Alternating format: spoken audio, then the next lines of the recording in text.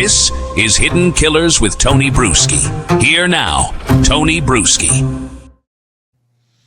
Imagine nearly 50 women, many who were once just girls, walking into federal offices one after another, clutching memories no one should ever have to carry. They tell their stories, they name their names. They describe rooms, jets, ledgers, handlers, the men who bought them, and the men who looked away.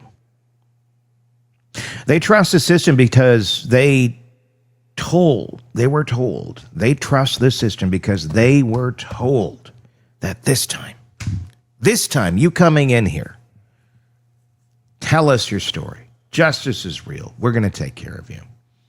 And then one morning, the files just disappear.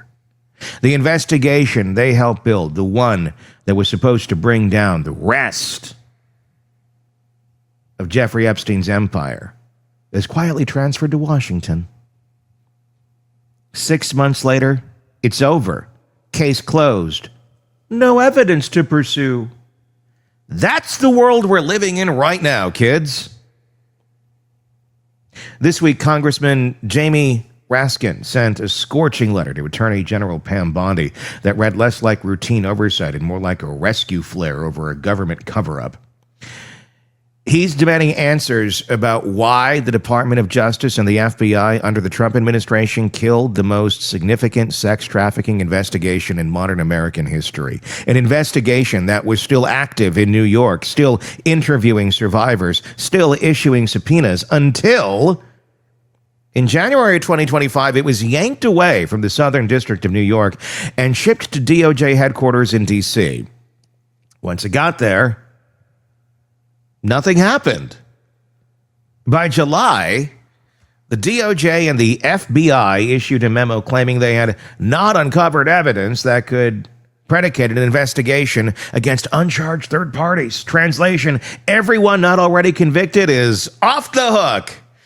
You're all free to go back to enjoying your yachts and your horribly weird covered up lives that only you creepy motherfuckers live. Let that sink in. They didn't say they proved innocence. They didn't say the evidence was exhausted. They said they decided it wasn't worth investigating after 50 women had already given them a roadmap. And in the letter, it's called what it is, betrayal. Betrayal of more than 1,000 survivors of an international multi-billion-dollar trafficking ring. And he's asking the question everyone with a conscience should be asking, who are we protecting? Because this wasn't some dead-end cold case. The women had supplied precise, detailed accounts, names, dates, transactions, flight logs, even how the operation was financed. They talked about the shell companies, the facilitators, the sham marriages designed to launder abuse into paperwork. Their stories were recorded in FBI 302s, the official form used to document interviews. They weren't whispers. They were evidence. And until this January, the agents on the case told them the investigation was active. Then the transfer happened. SDNY prosecutors notified survivors that the files were being moved to D.C. The understanding, shared by victims and career prosecutors alike, was that Washington would pick up the baton. In theory, give it to us over here. We have some more resources. We're going to take this up, right? Instead, they buried it.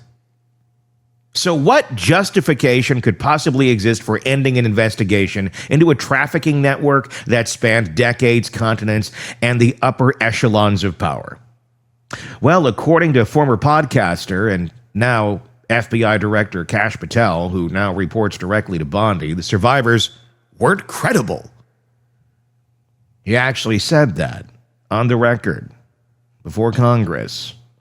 When asked if the victims of Jeffrey Epstein's trafficking ring were credible, Patel shrugged and said the evidence was the same evidence that the Biden and Obama Justice Departments had, and they determined it was not credible. Let's pause on that gaslighting masterpiece for just a second. These are the same women whose testimony helped convict Ghislaine Maxwell beyond a reasonable doubt. A federal jury believed them enough to send Epstein's partner in crime to prison for 20 years, yet suddenly, under this DOJ, they're unreliable? Overnight, their sworn statements transformed from evidence into inconvenience? It's absurd. The pattern is as old as power itself. When evidence implicates the rich and the connected, the witnesses are magically branded unstable, not because their stories changed, but because the stakes did.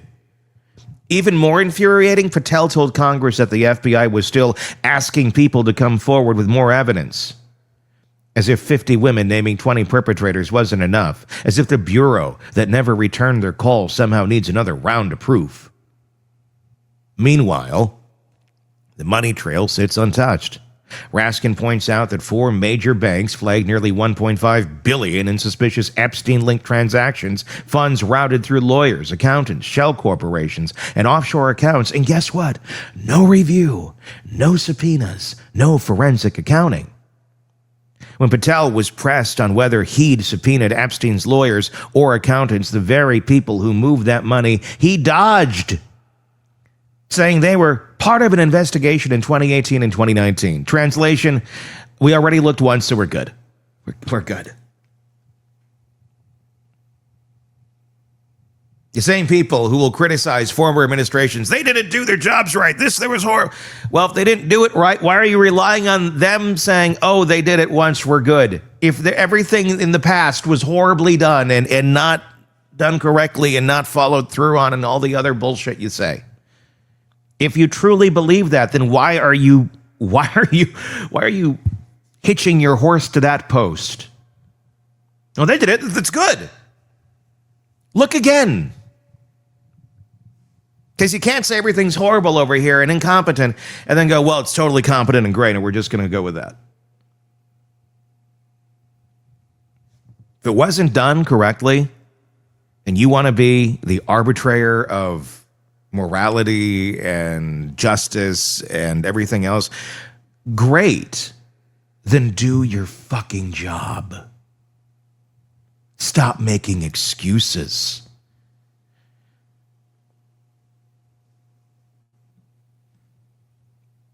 The survivors kept talking. They revealed new names, new accounts, new shell companies, even marriages arranged solely to keep the machine running. All of it ignored.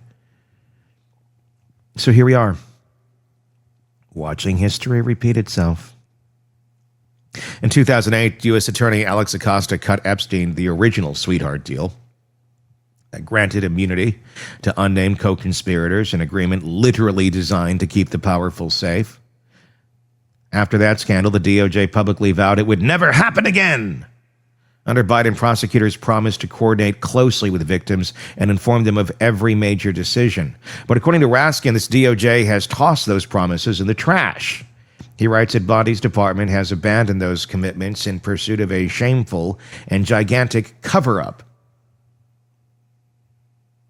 And that word gigantic isn't hyperbole. This isn't a handful of bad calls. It's the full weight of the federal justice system bending itself to protect people who should be facing indictment. Raskin's letter doesn't mince words about what's at stake. The House Judiciary Committee is now investigating whether Trump and his DOJ officials deliberately manipulated prosecutions to shield allies, weaponize investigations, and mislead the public. He's also calling for reforms to the Crime Victims' Rights Act so that political appointees can't simply press delete on an entire case without notifying the people who bled to create it. And Bondi has a deadline. November 10th of 2025. Produce every investigative step taken since January 20th. Interviews, subpoenas, search warrants, survivor notifications, every scrap of paper. Turn over every internal file or communication about staffing, file transfers, or the review itself. In short, prove you did anything at all. And that's where this gets darker. If they hand over nothing, it confirms the fear that there was no investigation, just a burial. They hand over something, We'll see exactly how they strangled it.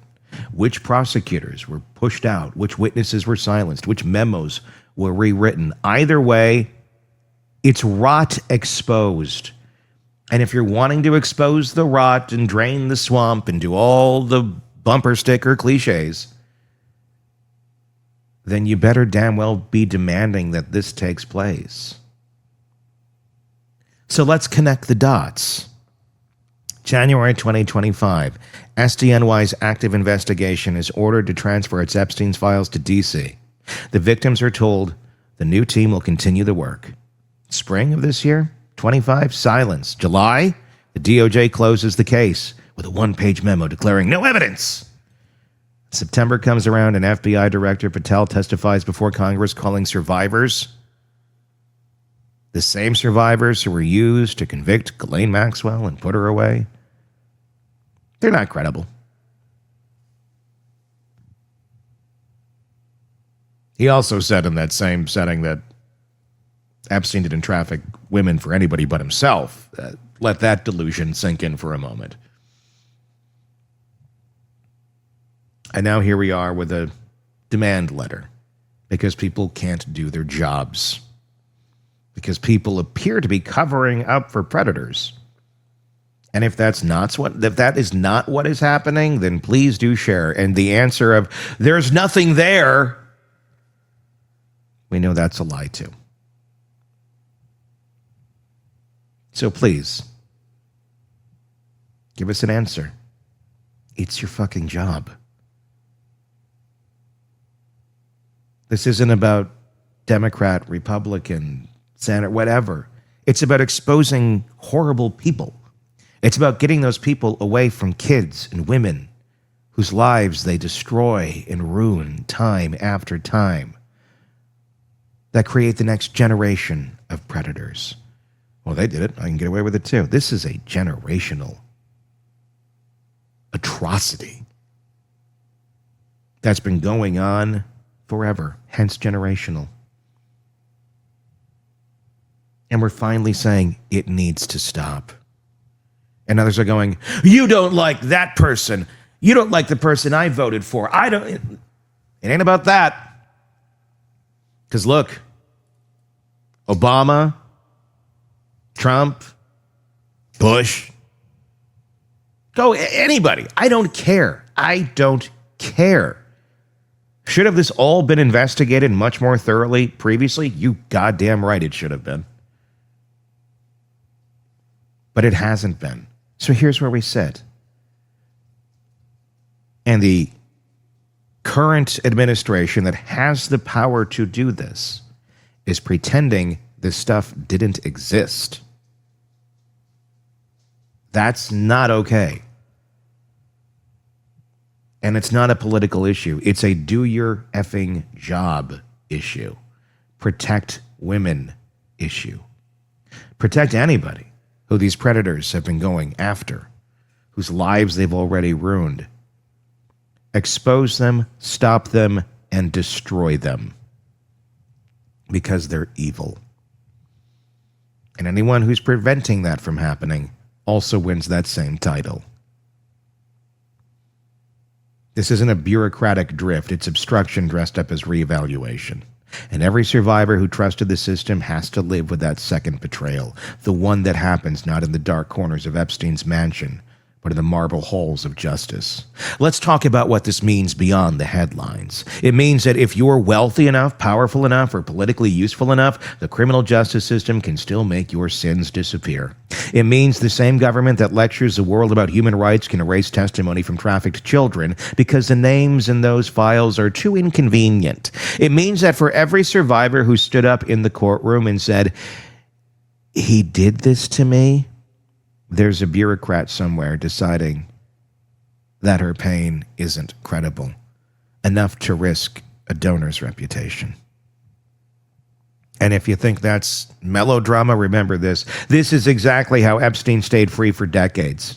He didn't have a magic cloak. He had friends in the right places. Judges, lawyers, bankers, politicians, a former president, all willing to look away.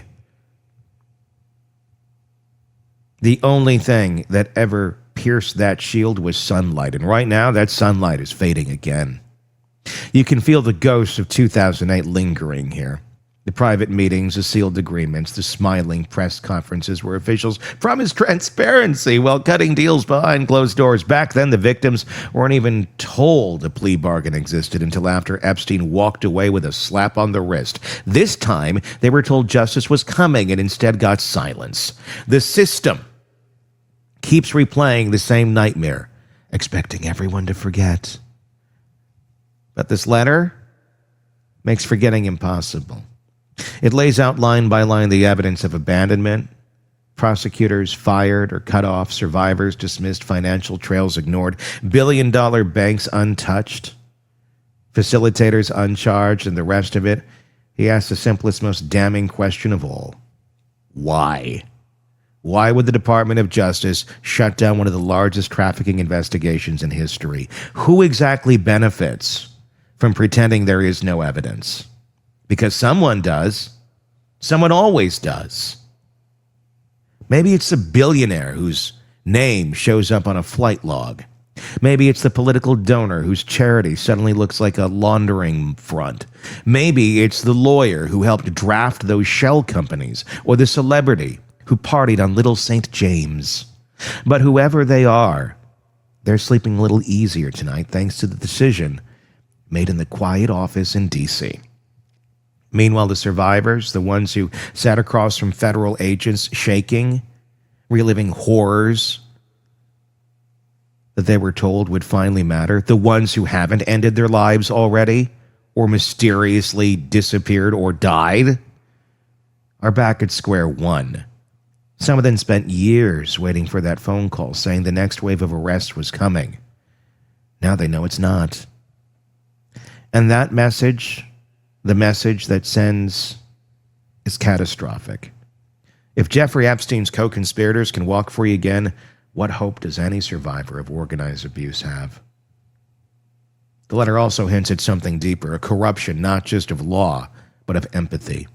When institutions decide that the pain of victims is a political inconvenience, the entire moral spine of justice collapses. It's not just that the system failed. It's that it chose to. Raskin ends his letter with a warning that reads like an indictment. Congress will not let political appointees silence survivors to protect the powerful. It is a noble promise, but it shouldn't have to be made in 2025. We shouldn't still be fighting to convince the Department of Justice that trafficking victims deserve justice. We shouldn't still be debating whether billionaires can buy immunity. But here we are again, and the pattern is unmistakable. Every time the light gets close, someone cuts the power. Every time survivors find their voice, someone in authority decides it's not credible. Every time we inch towards accountability, a memo drops saying, no evidence. Maybe it's time we stop calling these these things that are happening over and over and over again coincidences, and start calling them what they are. Patterns of protection rackets for the elite, built into the bones of our institutions. The Epstein case has always been a mirror held up to power. For years, it reflected how wealth could warp justice. Now it shows us something worse, how justice can be strangled outright when it threatens the wrong people. And if you listen closely, beneath the legal citations and bureaucratic phrasing of Raskin's letter, you can hear the outrage of those survivors echoing through every line. They kept their end of the bargain. They told the truth.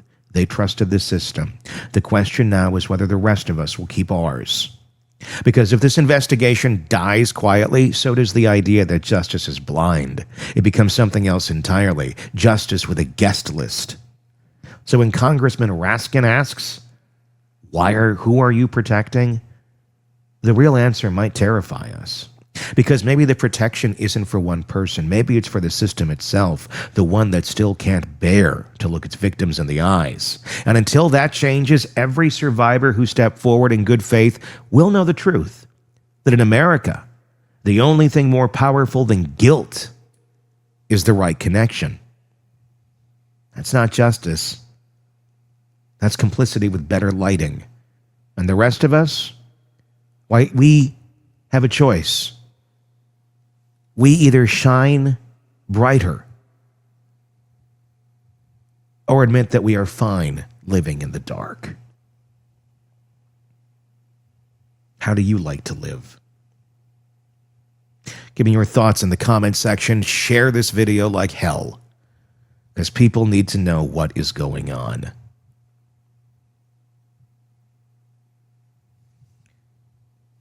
We're going to keep covering this in great detail. Press subscribe so you don't miss any of that. I'm Tony Brueski. We'll talk again. Want more on this case and others? Then press subscribe now and don't miss a moment of true crime coverage from Tony Brueski and the Hidden Killers podcast.